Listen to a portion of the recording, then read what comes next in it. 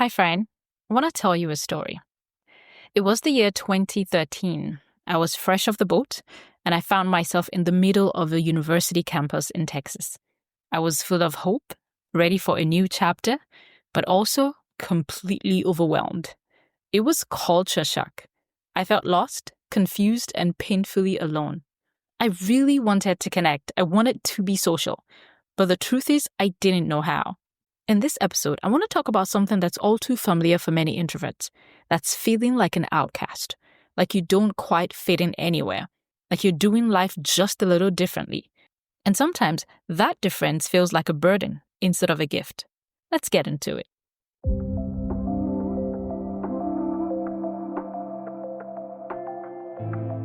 You're listening to the Driven Introvert Podcast, the place to be for dreamers, doers, and entrepreneurs who are ready to birth the dreams, callings, and ideas the Lord has placed in their hearts. Do you sense that God is calling you to step out and do something new, but you're held back by fear and uncertainty? Do you struggle with believing that you can do great things because of your quiet, reserved, and introverted nature? Welcome here. I'm Remy Roy, your host and founder of shepacked.com. I'm an author, an entrepreneur, a creative, and a committed trier. I'm here to help you get unstuck and make progress on your God idea. Let's go. So I'm on campus for my master's program, feeling like a fish out of water. Still, I told myself, Remy, you're going to make the most of this experience. So I joined a student UNICEF group. I tried to go to events. One time, we had this off-campus gathering, and I went along with a few undergrads. And y'all, it was tough, really rough. They moved fast, talked fast. I felt like I couldn't keep up, like a fish out of water, literally. So I did what many introverts do when things get a little bit overwhelming. I pulled back. I decided to just focus on my academics. That's why I was here anyway. And that part, it actually fed my soul. I loved it. I was in the arts and humanities, even though most of my other Nigerian friends were in engineering or business or medicine or something, but I felt different. But I loved the work. It was creative, it was challenging, and it stretched my thinking in new ways. I learned how to use new tools. The creative spaces at the school, I really loved it. I felt like it was created for me. And even when I started to do presentations and talk about my work, it was a tad bit easier because I practiced, so I learned to enjoy it. But socially, it was still very, very hard for me. Until one day, thank God for this, I met a friend. Rachel, if you're listening, thank you. Thank you so much for being a friend. You saw me and you were kind to me. I remember you gave me a ride to that off-campus event, and I wouldn't have gone otherwise if you hadn't. You showed me that sometimes all it takes is just one person to help you feel a little less invisible. And I really appreciate you. I think the reason Rachel and I became friends is because she's also an introvert. So I felt like introvert to introvert, girl, I see you kind of thing, right? And it was great. I really appreciated it. So if you're an introvert who is struggling to find your bearing, to find your feet in unfamiliar spaces and feeling like you don't belong, you feel like an outcast, I'm here to say to you, I feel you 100%. I get you. My experience on that campus made something very clear to me. Introverts often feel like we don't fit the mold. We walk into rooms full of fast-talking, high-energy people and we wonder, did I miss a memo on how to be normal here? We're not antisocial. No, we're not antisocial. We just move differently. We connect deeply, not quickly. And sometimes that can be misunderstood. And when that happens, it leads to isolation. And over time, it turns into a lie that you constantly tell yourself. I don't know if you recognize any of those lies. Lies like, you don't belong here. Or maybe there's something wrong with you. Maybe you were meant to just be alone and do life alone. But hear me, friend, that is not the truth. It's not the truth. I'm reminded of Deuteronomy 31 verse 6. It says, be strong and courageous. Do not be afraid or terrified because of them. For the Lord your God goes with you. He will never leave you nor forsake you. I love that verse. Never leave me, never forsake me. It means I'm never alone, even when I feel like I'm being overlooked by people. No, I've been handpicked by God. I'm not an extra in someone else's story. You are not an extra in someone else's story. You are essential in God's plan. You are essential to what He's trying to do in the earth. It has a purpose and a plan for you. You have to believe it. You have to live like it. It might take time for this to settle in your mind before it finally sort of solidifies itself in your spirit, but let it do a work in you. There's nothing wrong with you. There's nothing wrong with the way that you have been created. God created you with intention. Now, some things might need to change. The way that you think about yourself needs to change. The way you see yourself needs to change, right? You need to understand that you don't have to be a different person. You don't have to be a completely different person for you to enjoy life, for you to have relationships, for you to feel like you belong. No. You were created for a reason, for a purpose. Yes, there might be some things you need to shift in your mindset, in your thinking, so that you can be more confident to engage. But no, there is absolutely nothing wrong with you. Yes, sometimes it feels like people don't see you, like you're invisible to them. They don't make space for you because you're so quiet. Maybe they make plans and they don't include you. Maybe they're even your friends and family, but they don't include you because you're not their fast-talking, fast-moving type. Well, you have to know that you are God's type and He made you with intention. So here are 3 ways I've learned for me personally to move forward even when I feel like I'm the odd one out.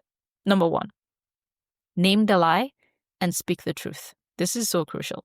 When you start hearing that internal script saying things like, you're not enough, you don't belong here, nobody likes you, nobody wants to spend time with you, just pause and ask yourself, is this how God sees me?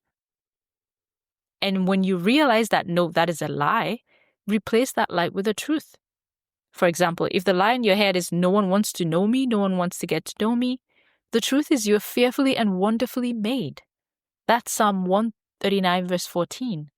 You bring life and love to every room you walk into. That's the way I see myself. So when you see yourself that way, you will, with time, be more confident. You will move differently because you know that you are not alone. You know that you're not some weird person that nobody wants or nobody cares about. No. God made you with intention. I'll keep saying that. Lean into it. Live like it. All right, number 2. Learn to lean into safe spaces, not just social spaces. I know that sometimes we want to be a part of the group, we want to be a part of what is happening, but you don't need 100 people to feel seen. You need 1 or 2 safe, steady, grace-filled relationships. And if you don't have that yet, pray for it. I believe God answers those prayers. He will connect you with people who should be there for you and in your life. He'll give you the grace to show up for those people too. Because remember, we give and take. So lean into your safe spaces, your safe people, so to speak. And as your confidence grows, you will expand your horizon and then make space for the new relationships God will bring into your life. But first, you need to lean into safe spaces, not just being part of a crowd for the sake of it. Number 3, don't wait to feel confident. Just show up. Show up and do the thing. Attend that event. You don't need to be the loudest voice. Just be present. Go to that event, even if you have to leave early. Say hi to the person next to you, even if your voice is shaking. You don't need perfection. You need practice. The more you practice, the better you will get. I promise you. When I talk about my experience on campus during my master's program, I had to lean into practice for me to feel like, oh, I enjoy giving my presentations about my work. You know, we would have this project, and at the end of semester, you would give a presentation on the things that you worked on. I genuinely loved what I was doing. I enjoyed the work. I mean, I was creating, audio and video and text and stories, and I loved it. So when it came time for me to just confidently present my work, yes, it was hard at first, but I just leaned into practicing. And it's the same way, meeting people, connecting with people, being social. You know, maybe at work, you're like, oh, I feel like the odd one out. Maybe you're an immigrant and you feel like nobody looks like me, nobody talks like me. And it's so hard for you to lean into the social spaces around you, even at work. And you know it's going to be helpful for you, but it's so hard. Trust me, just practice. Practice speaking up, practice meeting people one-on-one, practice being genuinely interested in other people, asking questions, connecting with them.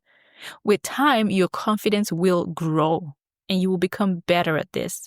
Again, you don't need to be the loudest voice, you just need to be present. If you're listening to this and you're thinking, that's me, I've always felt like an outsider too. Let me remind you, you're not alone. You are not broken. You're not too quiet or too slow or too anything. You were created by God. You are loved deeply and you are needed in this world. You are needed at your job.